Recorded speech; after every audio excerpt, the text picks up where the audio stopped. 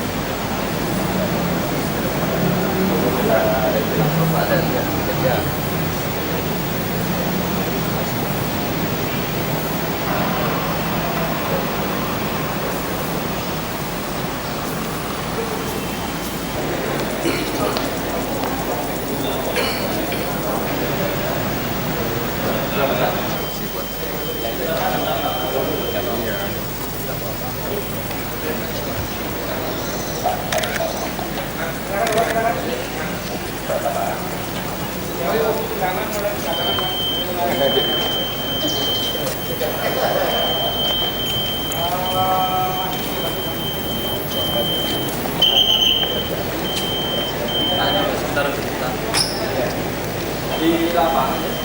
Oh iya. Enggak di Wisma. Enggak di sini, Pak.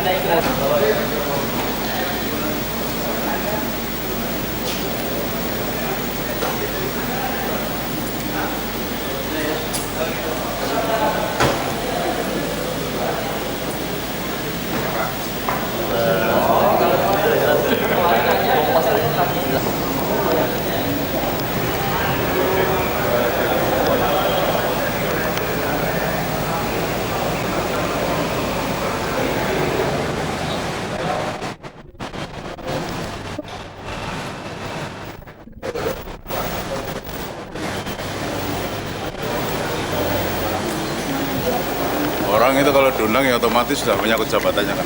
Sudah diumumkan di koran macam-macam. Nah, zaman sekarang itu karena tadi Pak Kwik bilang dia jadi sebagai pribadi, Pak. Tidak ada pribadi yang diundang, dia sebagai pimpinan partai. Begitu Kesalahan administrasi aja barangkali. Tidak ada kesalahan yang dibuat-buat aja. Itu sampai jam 2 lah nanti. Jam 2. Kan jam 2 siang akan ada rapat pleno. Dan saya pikir parpol-parpol sedang sibuk sekarang, terutama parpol-parpol yang tidak mendapat suara itu sedang sibuk merumuskan catatan-catatan. Ya, saya pikir tidak ada pilihan lain, mereka memang juga harus ikut menerima hasil perhitungan suara hanya dengan berbagai catatan. Nah, catatan inilah sekarang lagi mereka rumuskan. Dan bagi saya pikir ini mungkin satu hal yang dalam dalam diplomasi atau dalam politik bisa disebut sebagai safe facing formula. Satu formula untuk menyelamatkan muka. Jadi saya kira kita harus toleran lah. Kita lihat apa yang mereka minta itu. Asal tetap rasional kan? Bang, asal tetap reasonable gitu. Sampai kemarin sore sejumlah partai masih mengatakan di HI bahwa mereka tidak akan tanda tangan, tapi mereka mengatakan negara tetap harus berlanjut gitu, Bang. Itu kan tidak rasional lagi, ya kan? Tidak sportif tapi itu kan. Kalau memang ingin negara ini berjalan terus, ya semua jadwal pemilu ini sampai tahapan terakhir selesai, ya artinya penyelenggaraan itu benar-benar tuntas, tidak ada satu bagian pun yang mereka layak untuk tidak ikut. Ya kan, itu sampainya tidak gentleman bagi saya. Ya. Artinya Bang, kalau sampai jam 2 nanti tidak ada kesepakatan akan dilakukan ke Presiden. Nah, kapan deadline? Saya belum mau kata, deadline ini hari ya, jam 2 ini. Ya. Deadline-nya menurut saya tidak bisa tidak ya, tidak itu ada pilihan lain. Bang. Ya. Ultimatum ini satu perhitungan yang rasional dan adil. Tidak boleh amanat rakyat kita permainkan, kan begitu. Ini kan amanat rakyat melalui undang-undang untuk menjalankan pemilu dengan objektif, fair, ya, dan adil itu kan. Jadi harus ada keputusan dari ini ya. Nah kalau tidak, berarti kita mesti cari jalan lain.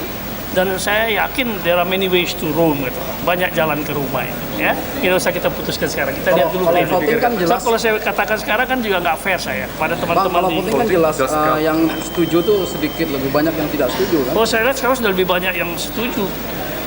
Ya kalau diadakan voting sudah pasti ya kita bisa menangkan ya. Ya soalnya mau nggak orang ini menyelesaikan masalah dengan voting sesuai dengan ketentuan aturan tata cara di KPU sendiri. Kalau tidak bisa mufakat voting. Nah ini gunanya voting itu. Dan itu memang cara yang demokratis kan. Setiap orang kan punya hak suara. Ya, oke? Ya, terima kasih ya. Antara lain korbannya begini.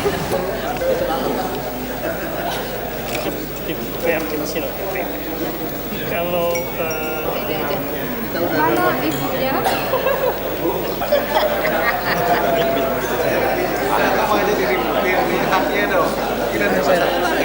Apa hasilnya sudah nggak panas?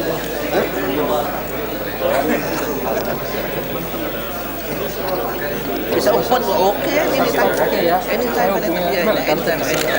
ya saya. Menyampaikan manuver dari jauh. Boleh jangan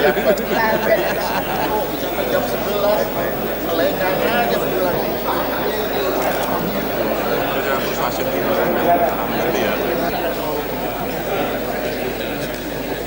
Bisa ditanyakan ya ekonomi harus ekspor. Ekspor kan sudah kompetitif luar biasa. Harus terpilih, harus punya mau.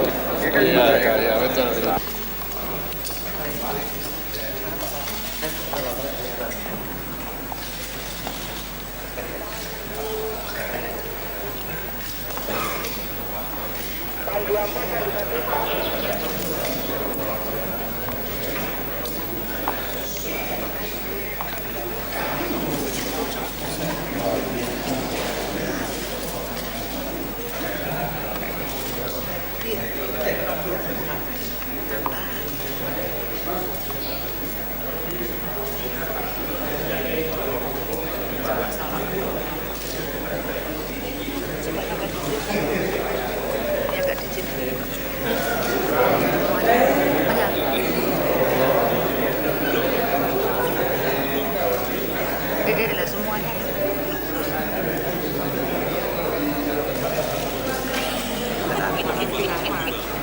Lebih lama blender lagi di blender. Oh ini Amin nggak datang.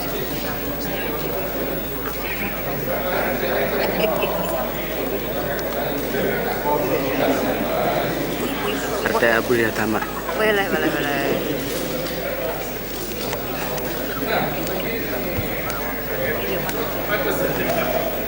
Kakak saya takut.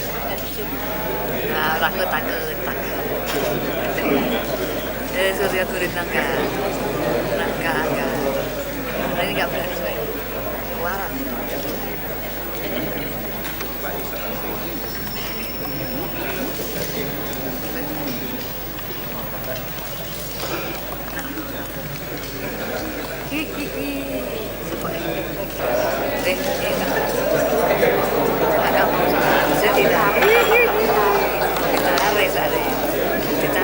Ditarik. Iya. Enggak berani. Kenal. Dengan lagi set. Oh, ini lain. Iya. Nah, ini nih. Sifat kan.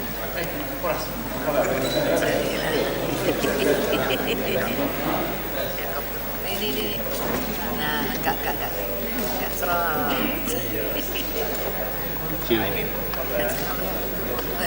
Ini partai lama enggak usah ya. Enggak usah ya. Iya. Sudah habis.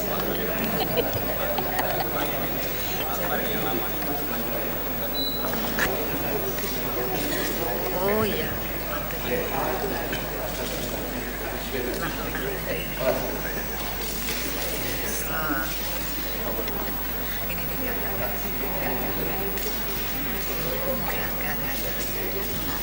Nggak megah. Lagi kan nyunyuk kayak.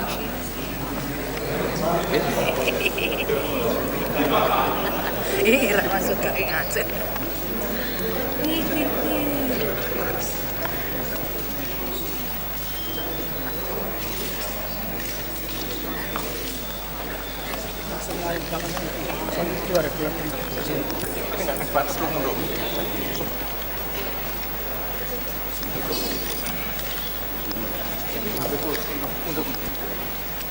Assalamualaikum warahmatullahi wabarakatuh.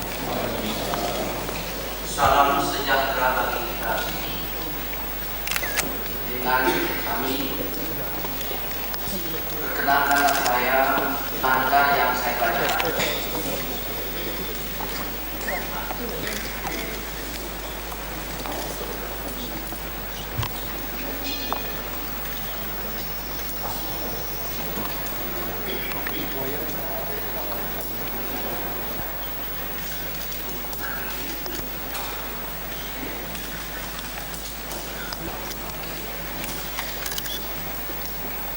Assalamualaikum warahmatullahi wabarakatuh. Saya menyampaikan selamat datang dan terima kasih serta penghargaan yang pemilihan umum dijalankan dengan jujur dan adil. Apakah ada jaminan kalau pemilihan umum diselenggarakan gangguan keamanan dan gejolak politik tidak akan terjadi? Alhamdulillah, semua pertanyaan yang mengandung keraguan tersebut dapat kita jawab dengan baik. Kesemuanya itu dapat terjadi berkat kerjasama dari semua pihak, terutama dari kalangan partai-partai politik yang telah mendukung penyelenggaraan pemilihan umum dengan tertib dan lancar. Para pimpinan partai politik telah mampu mengendalikan kader-kader dan masanya sedemikian rupa sehingga tidak ada persoalan keamanan yang mencolok, sebagaimana dikhawatirkan oleh banyak pihak, baik dari dalam maupun luar. Oleh karena itu, melalui forum yang terhormat ini, sekali lagi saya menyampaikan terima kasih yang sebesar-besarnya dan penghargaan yang setinggi-tingginya kepada saudara-saudara sekalian.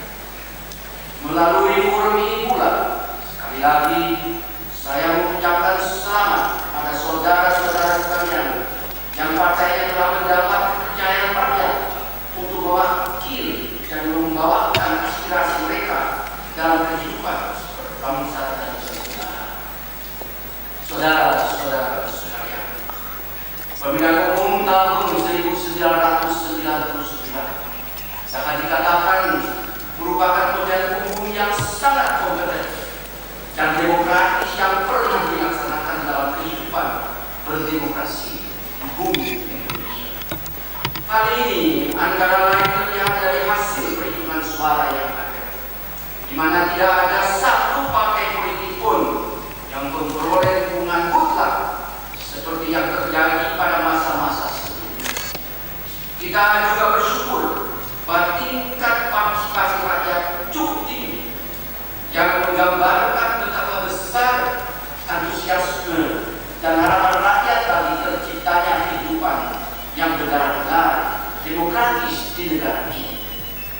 Di samping itu, kita juga mencatat bahwa yang menjadi penyelenggara pemilihan umum adalah sebuah lembaga independen, Komisi Pemilihan Umum, disingkat KPU, yang terdiri dari para wakil partai politik dan wakil pemerintah. Dalam sifat kemandirian tersebut, maka walaupun ada wakil pemerintah dalam KPU, pemerintah sama sekali tidak pernah meminta mereka untuk melakukan kehendak pemerintah. Bahkan tidak jarang terjadi mereka mengambil langkah yang tidak selaras dengan kebijaksanaan pemerintah. Karena pemerintah melihat hal itu sebagai hak mereka di KPU, maka pemerintah pun tidak pernah menegur mereka. Di samping KPU sesuai amanah undang-undang pelaksanaan dan pengawasan pemilu dilakukan oleh lembaga yang berdiri pula, yaitu PPI dan Panwaslu. Atas dasar kerja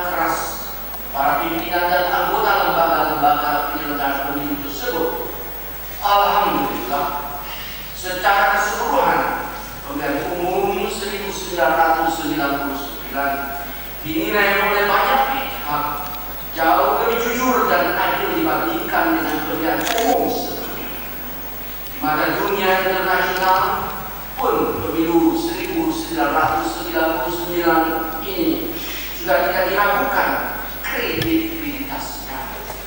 Tentu saja kita tidak menutup mata terhadap segala kekurangan yang terjadi.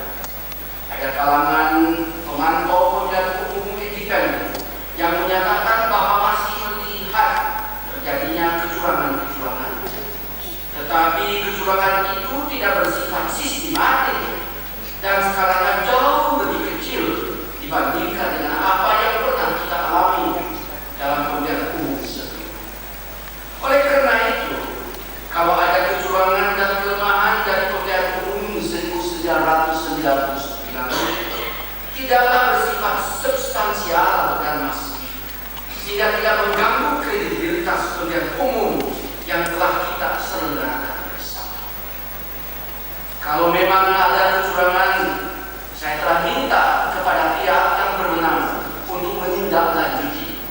Kalau ada peserta pemilihan umum dan kader partai yang melakukan pelanggaran, saya minta supaya diselesaikan menurut ketentuan hukum yang berlaku. Hal itu jangan sampai tidak terselesaikan, karena akan menjadi presiden yang buruk bagi pemilihan umum di masa-masa yang akan datang. Belajar dari kekurangan-kekurangan maupun kesalahan-kesalahan serta ekses-ekses yang terjadi tersebut, saya mengajak kepada semua pihak, khusus kepada para pimpinan partai politik. Marilah sejak sekarang kita mulai memikirkan upaya-upaya perbaikan dan penyempurnaannya. Dengan demikian, diharapkan penyelenggaraan pemilu-pemilu di masa yang akan datang dapat terlaksana lebih baik lagi dan lebih demokratis. Saudara-saudara sekalian yang saya hormati, seperti kita ikuti bersama, dinamika kehidupan demokrasi juga terjadi pada saat pemecahan perhitungan hasil pemungutan suara. Saya menilai bahwa kenyataan tersebut lebih merupakan suatu dinamika demokrasi, karena secara substantif dan statistik, sebagaimana telah saya sampaikan pada pidato saya tanggal 26 Juli yang lalu, hasil perhitungan suara tersebut sudah amat jelas. Kita mencatat bahwa lebih dari 93% dan bahkan saat ini 95% aspirasi rakyat disalurkan melalui partai-partai yang telah menandatangani hasil perhitungan tersebut. Saya juga menyampaikan penghargaan dan terima kasih kepada Panwaslu yang sesuai kewenangan yang dimiliki telah melakukan penilaian atas keberatan yang diajukan oleh sejumlah partai dan telah menyampaikan hasilnya kepada KPU dan Presiden. Dilihat dari kaidah dan hakikat demokrasi, jelas bahwa hasil perhitungan suara yang ada telah menunjukkan secara amat bermakna bagaimana sesungguhnya kehendak. Dalam kaidah tersebut, kita juga dapat memetik hikmahnya, yaitu berkenaan dengan perlunya kita terus membangun sensitivitas ini dalam kehidupan politik kita di masa depan. Demokrasi memang memiliki etika sendiri yang harus disadari dan diindahkan oleh semua kekuatan politik yang ada. Hanya dengan demikian, dunia bisa menghargai kesungguhan kita dalam membangun Indonesia yang demokratis.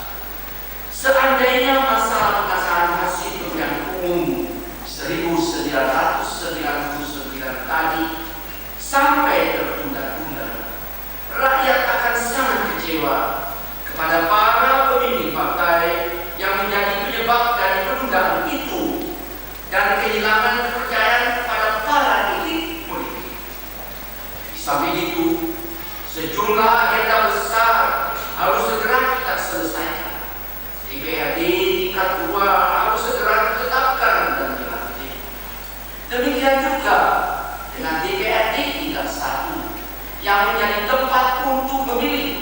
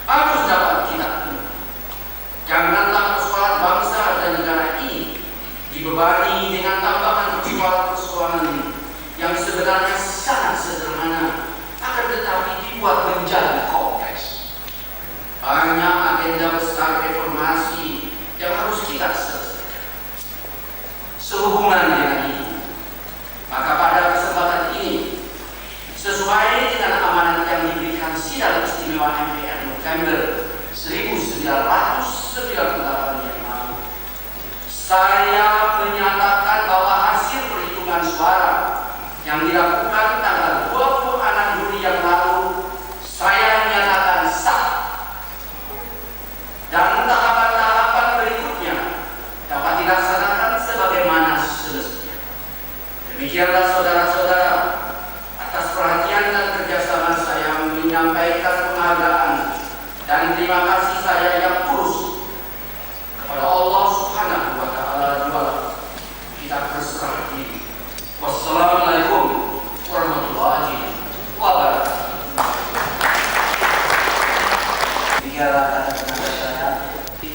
Hari Jumat saya mengundang semua peserta pemilu 48 partainya dan wakil-wakilnya, semua anggota KPU, PPI, Panwaslu, dan daftar-daftar yang juga sedang disusun oleh Menteri Dalam Negeri. Jumat depan tanggal 13, dan juga saya mengundang nama-namanya untuk bersama-sama dengan kita semua mensyukuri Tuhan bahwa semuanya sudah terlaksana dengan baik. Saya rasa undangan sedang dalam proses. Jadi atas kehadiran bapak-bapak yang hadir di sini, yang syukur alhamdulillah lengkap semua, saya ucapkan terima kasih, dan baiklah saya ajak kita bersama-sama untuk santap siang bersama-sama ini. Silakan.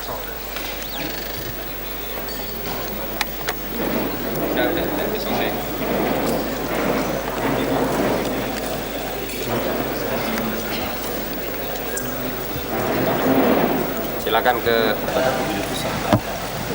Dan kalau kita lihat dari segi persentase kan sudah 95% yang mendapat suara itu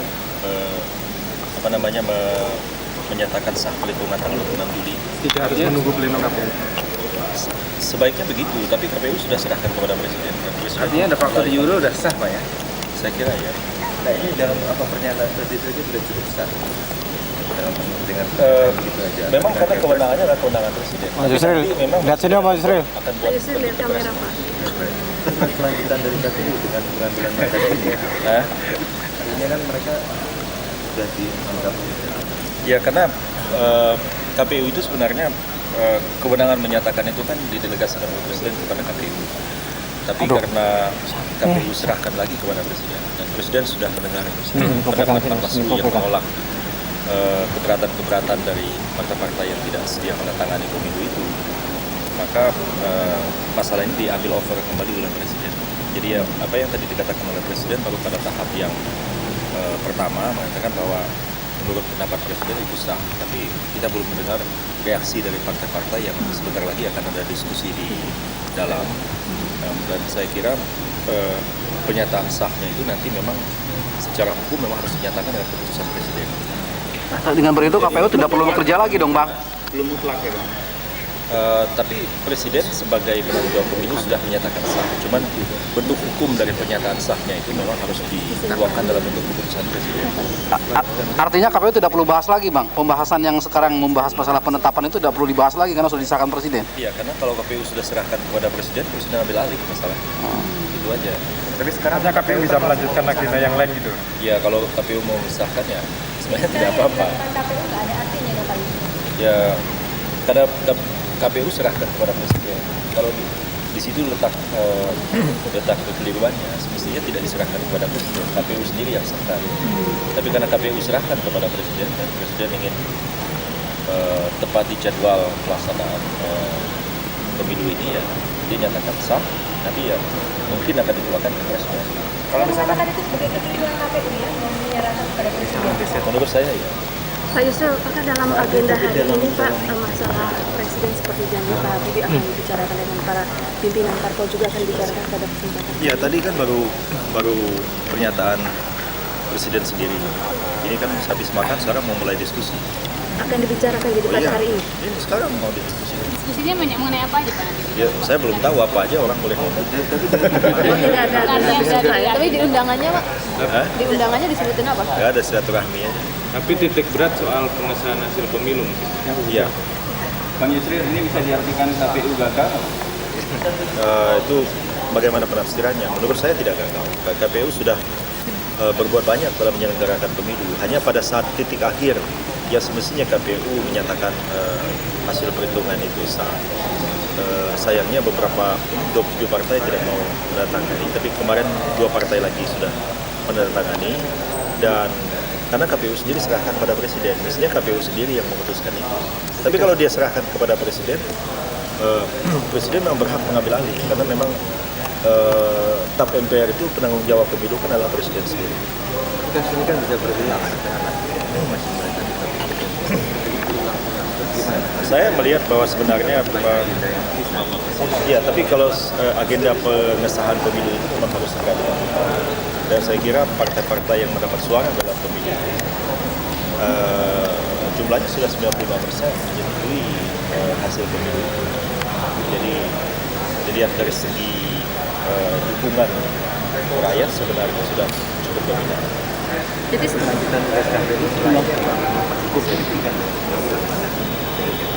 Ya, pada akhirnya memang menyatakan sah tidak sahnya pemilu itu adalah presiden sendiri. Jadi kalau KPU juga menyatakan sah, presiden menyatakan sah. Pak, jadi deadline tadi nggak berarti dong Pak? Ya KPU-nya nggak ambil keputusan. Soal 2/3 dari anggota KPU harus tanda tangan di mana? 2/3 dari KPU harus tanda tangan. Iya, memang harus begitu, tetapi keabsahan pemilu tidak tergantung daripada 2/3 itu. Jadi pengesahannya itu kan tergantung dari undang-undang menyatakan keberatan itu. Kalau misalnya sudah diberi 1 minggu ajukan keberatan, kemudian mereka tidak ajukan keberatan yang cukup alasan dan ditolak oleh KPU, maka walaupun mereka tidak oleh Panwaslu, maka tidak persoalan mereka menandatangani atau tidak, karena dianggap bahwa ketidakinginan menandatangani itu tidak mempunyai cukup alasan. Jadi deadline yang tadi jam 2 Pak disebutkan Pak Adnan Duyung useless Pak ya. Jadi ya, dia bilang deadline terakhir bagi 26 partai untuk mempertimbangkan kembali. Iya. Hari ini jam 2 tidak berakhir dengan keputusan Saya presiden. nggak tahu tuh kalau jam 2. Mr. Mahendra, is it your understanding that this is final? Is this it? Has President Habibie sort of put an end to all this debate? And if you turn over this way, I think we have another microphone trying to get to you. Saya malas jawab ini. President announced that counting of the election is final, and President said that because KPU sent back the matter to President. As we know that President has a responsibility to have the election according to India. So for the first time, President said that it's legal, it's final, but it is not yet discussed by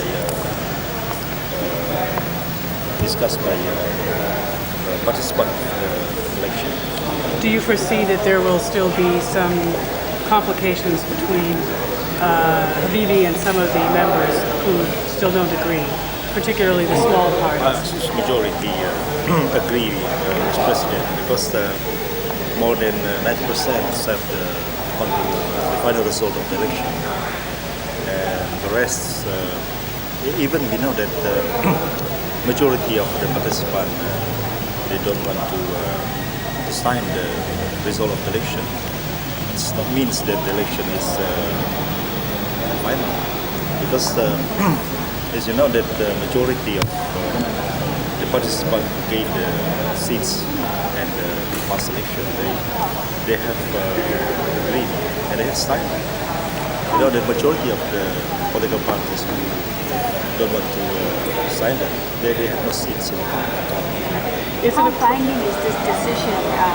Was it through a presidential decree? Did it get to that stage? The president should make a decision formally with presidential decree. But president has announced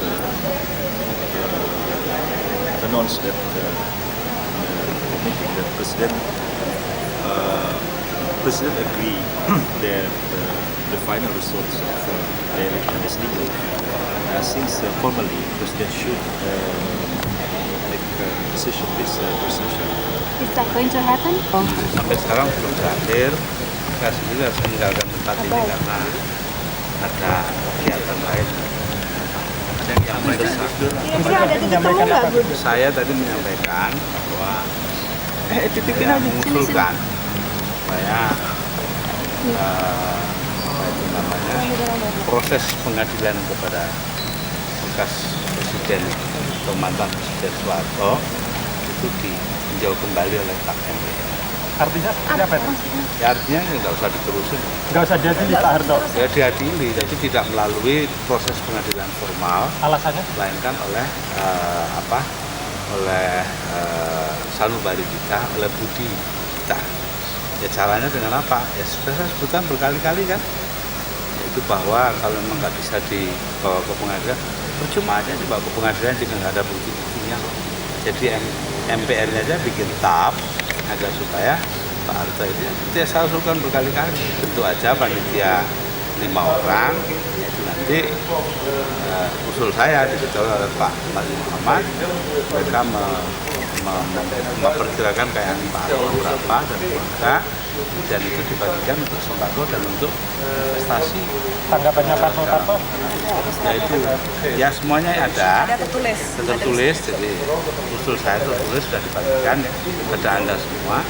Adapun saya sendiri, itu ya bagi saya usul selesai, terima nggak terima itu urusan yang lain. Gus Wahid, can you elaborate in English? Ada setuju dan tidak biasa. So Wahid, can you elaborate in English, please? How Suharto, I'm National Public Radio, I'm from the United States. I proposed to the lunch that to the political leaders that the court proceedings against former President Suharto will be terminated because there is no evidence so far as I know it. And that's according to the Islamic law that the president should be pardoned if he wants to, he is willing to give all the fortunes of him and his sons and daughters and his cronies to be used to tackle the food problem as well as the problem of reinvestment of the economy. Why did you make such a decision? I just proposed, not decision. Why are you making such a proposal? Yeah, because I see that there is no point in pursuing this thing further. Why? Because you know that even in your court there, what happens to the former Shah of Iran? What happens to the fortune of the late President Ferdinand Marcos? Nothing. What about who is the one who makes profits? Those international banks. They use the money. They use the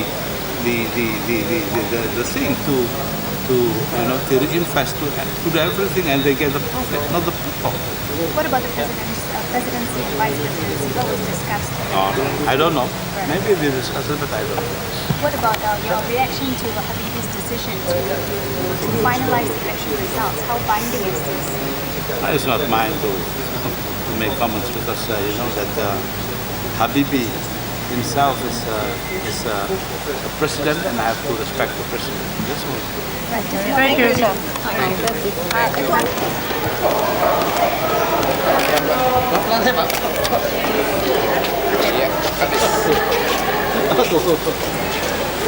Saya Badar. Oh iya ya. Terima kasih. Terima kasih. Ya.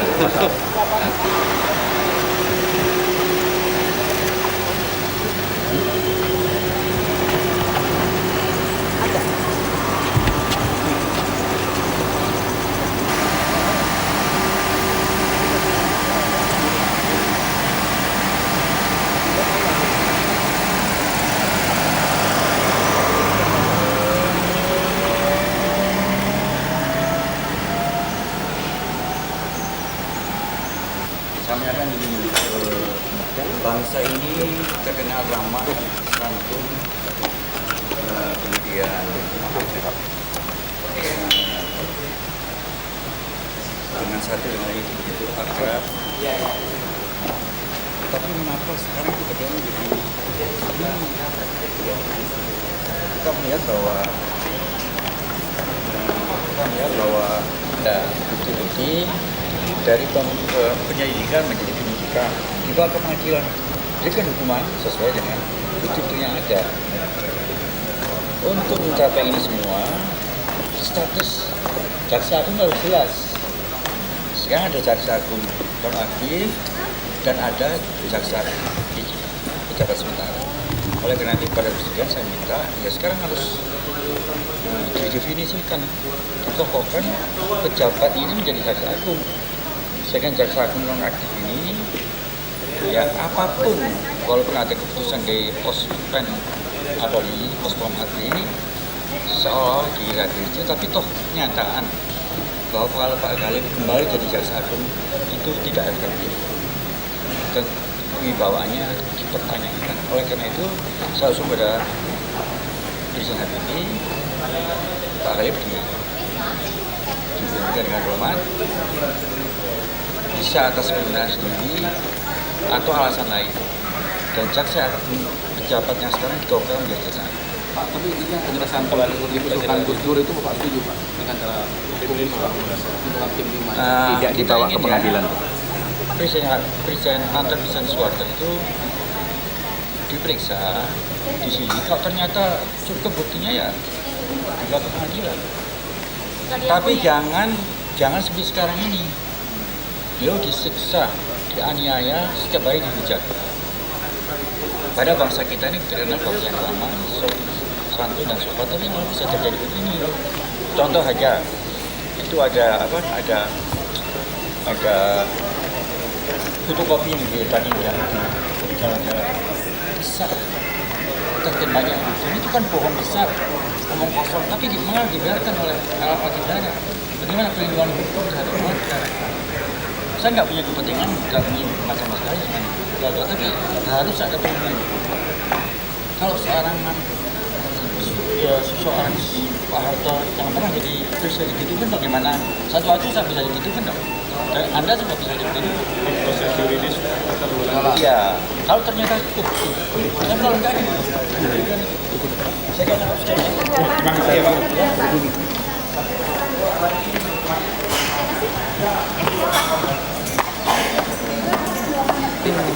Nah. Mundurkan.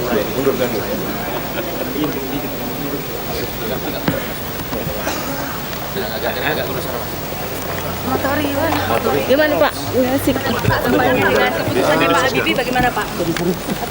Pertama bahwa keputusan bahwa pemilu sah kami kira merupakan satu hal yang ditunggu-tunggu ya. Karena sebagaimana kita pahami meskipun Panwaslu telah mengambil satu keputusan bahwa pemilu ini yang pantas disahkan, tapi tampaknya KPU-nya masih harus bermusyawarah, harus berdiskusi ya. Sehingga dengan demikian kami kira sikap Presiden untuk mengesahkan daripada hasil perhitungan pemilu merupakan satu persoalan yang sudah ditunggu oleh rakyat Indonesia, sehingga dengan proses daripada pemilihan umum bisa adalah dari Presiden mengatakan pemilu sah. Ya kita menyambut baik atas statement atau pernyataan Bapak Presiden bahwa pemilu adalah sah karena memang jumlah masyarakat atau rakyat yang mengikuti pemilu itu sangat besar, 95%, dan dengan demikian pemilu itu betul-betul sudah sangat representatif. Karena itu ya kami menyambut baik pernyataan Bapak Presiden, dan selanjutnya ya kita bisa beranjak kepada agenda-agenda politik berikutnya, terutama dalam rangka memasuki DPR MPR dan kemudian memasuki sidang MPR yang akan datang. Pak, untuk klarifikasi Pak mengenai Golkar, kaitannya dengan Bang Niaga ini bagaimana Pak? Bang Bali. Mengenai kasus Bang Bali itu jelas sudah saya sampaikan maupun juga bendahara umum Partai Golkar menyampaikan bahwa tidak ada sama sekali kaitannya dengan pimpinan Partai Golkar bahwa memang salah seorang bendahara Partai Golkar yaitu saudara Setia Novanto, sebagaimana dia adalah sebagai seorang pengusaha melakukan kegiatan usaha bersama orang lain, yang kemudian kegiatan usaha itu ada kaitannya dengan masakan bahari, itu adalah merupakan tanggung jawab pribadi daripada saudara Setia Novanto dan sama sekali tidak ada hubungannya dengan Partai Golkar. Jadi secara organisasi tidak ada sanksi kepada beliau? Mengenai sanksi kepada beliau tentu kita lihat nanti mengenai proses daripada kejadian itu. Apakah memang ada tindak pidana di situ? Kalau memang ada tindak pidana dan kemudian pengadilan menyebutkan bahwa ada hukuman atau ada tindakan kepada yang bersangkutan, ya baru tentu pada waktu itu kita akan mengambil langkah. Pak, agar ada itu tenaga. Kemudian masalah Aceh, saya banyak berbicara sekali tadi masalah Aceh supaya jangan sampai diadakan terus pendekatan keamanan, kekerasan, tapi harus diajak bicara pemimpin-pemimpin Aceh itu termasuk Asantiro. Tapi kalau separatis itu no way. Tentang Pak Harto, Pak? Tentang Pak Harto, saya mengajukan supaya ada suatu penyelesaian politik dibungkus juga dengan penyelesaian yuridis. Jadi saling membungkus penyelesaian politik dan penyelesaian yuridis. Jawaban Pak Habibie memang belum begitu jelas, tapi kelihatan arahnya itu agak politis. Pak Habibie menjelaskan nggak Pak, kenapa Pak Habibie sepertinya tidak mampu atau tidak bisa menangani kasus Pak Harto ini sehingga dibawa ke forum ini? Sebenarnya dia cuma ingin mendapatkan input di sini, tapi belum menyimpulkan bagaimana tindakan yang pasti yang akan diambil.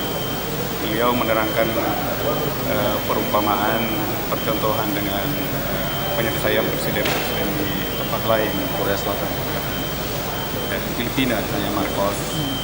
14 tahun dia berkuasa, tapi 17 tahun sampai sekarang perkaranya juga belum selesai. Oleh karena itu, kalau Pak Harto katanya diadili, belum tentu diterima oleh MPR yang akan datang. Atau jadi nampaknya masih akan dipertimbangkan. Bapak melihat Pak Habibie dengan membawa ke forum ini apa supaya beliau lancar nanti di sidang, tidak dipersoalkan TAP MPR nomor 11 itu, Pak? Saya kira tidak demikian, tapi memang ingin mendapatkan input-input, pandangan-pandangan, dan saya kira kita menyambut baik cara yang ditempuh Pak Habibie ini melakukan lobby, mendengar pandangan-pandangan dari partai-partai yang mendapatkan kepercayaan dari rakyat, yang mendapatkan. Pak, yang nama tadi ada usulan Pak atau memang? Enggak, tapi kalau yang utusan daerah itu ada beberapa fungsionaris DPP kan, merupakan kebijakan DPP untuk nanti diproyeksikan menjadi anggota MPR melalui utusan belakang. Tapi karena mereka kebetulan adalah menteri, maka tentu kita harus minta izin kepada presiden apakah memang mereka itu diizinkan. Karena bila mana mereka nanti menjadi anggota MPR, maka kedudukan menterinya harus ditinggalkan. Karena itu saya harus minta persetujuan dulu dengan presiden. Ya? Pak, sikap belum. Pak, sikap Partai Golkar terhadap usulan Gus Dur apa Pak yang jelas? Ya, jadi mengenai Pak Harto ya, kita kan sudah mengetahui bahwa ada ketetapan MPR nomor 11 tahun 99 tentang penyelenggara negara yang bersih dan bebas cacat, di mana dalam diktum ketetapan itu antara lain menyebut secara eksplisit tentang mantan Presiden Soeharto. Oleh karena itu tentu adalah merupakan kewajiban kita semua untuk menindaklanjuti ketetapan MPR itu. Nah, dalam hal ini tentu pemerintah yang harus melaksanakan ketetapan-ketetapan MPR, dan pada waktunya pemerintah tentu harus mempertanggungjawabkannya kepada MPR. Nah, khusus mengenai Pak Harto, kalau dilihat dari segi pertanggungjawaban politiknya, sebetulnya kan sebagai presiden Pak Harto sudah mempertanggungjawabkan secara politik tugas-tugas kepresidenannya selama beliau menjadi presiden kurang lebih 30 tahun. Yang belum dipertanggungjawabkan adalah yaitu antara tanggal katakanlah 11 Maret tahun 98 sampai dengan tanggal 20 Mei tahun 98. Nah itu nanti tentu akan merupakan bagian daripada pertanggungjawaban daripada Pak Habibie selaku presiden.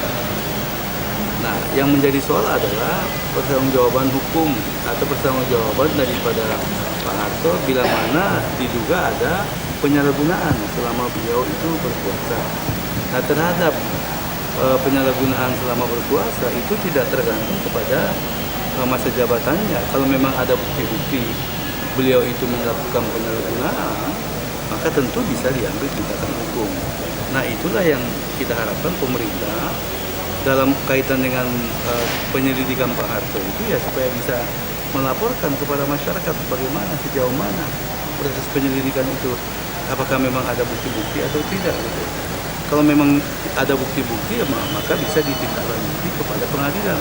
Tapi kalau tidak ya dikatakan tidak. Nah, itulah yang kita harus tunggu terhadap hal yang berkaitan dengan hal yang katakanlah pidana itu. Tidak mungkin kita menyelesaikan secara hukum, secara politis, tetap harus selesaikan secara hukum, gitu. Jadi kejaksaan di sini punya peranan ini, Pak? Ya, jadi hasil penyelidikan yang dilakukan oleh kejaksaan itu, ya memang harus disampaikanlah kepada masyarakat, gitu.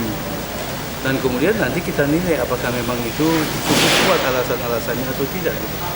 Tapi kalau memang ada indikasi terjadi penyalahgunaan selama berkuasa, maka bisa ditindaklanjuti kepada proses pengadilan. Nah, pengadilan nanti akan memutuskan. Nah, bahwa nanti pengadilan memutuskan apa putusannya, itu kita serahkan sepenuhnya kepada supremasi hukum. Bahwa nanti misalnya katakanlah memang kalau ada kesalahan, ini sebagai contoh saja, kemudian minta maaf dan kita sebagai bangsa memaafkan, itu bisa saja. Artinya tidak bisa langsung dimaafkan seperti tapi diusulkan Gus Dur dengan bentuk tim 5 itu, Pak? Iya, jadi kalau dimaafkan belum ketahuan ada kesalahan kan juga tidak tepat kan? Itu proses pengadilan itu harus tuntas sebelum sidang umum. Ya kita tunggulah pemerintah melaksanakan itu, penyelidikannya itu bahkan lakukan kepada pengadilan. Yang penting kan ada sikap daripada pemerintah terhadap penyelidikan Pak Harto. Sikapnya itu apa? Kalau memang ada